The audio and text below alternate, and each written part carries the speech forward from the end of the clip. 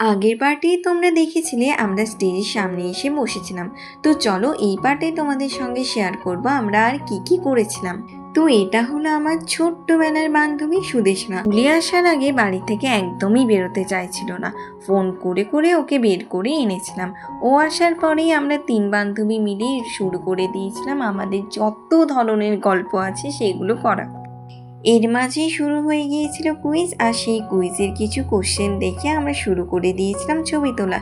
দিয়েই চলে গিয়েছিলাম আমরা খাওয়া দাওয়ার পর্ব শেষ করেই আমরা স্কুলের এদিক ওদিক একটু ঘুরছিলাম আর কয়েকটা ভিডিও করে নিচ্ছিলাম। এরপরেই সিনিয়র জুনিয়র সবাই একসঙ্গে বসে গল্প করা শুরু করেছিলাম। আর এই যে এনার সঙ্গে আমি যতবারই ভিডিও করছিলাম প্রত্যেকবারই একটাই পোজ দিচ্ছিল। তো এইরকম পাগলামো করতে করতেই আমাদের দিনটা কেটে যায়। আজকের ব্লগটা এখানেই শেষ করলাম। দেখা হবে নেক্সট ব্লগে। বাই।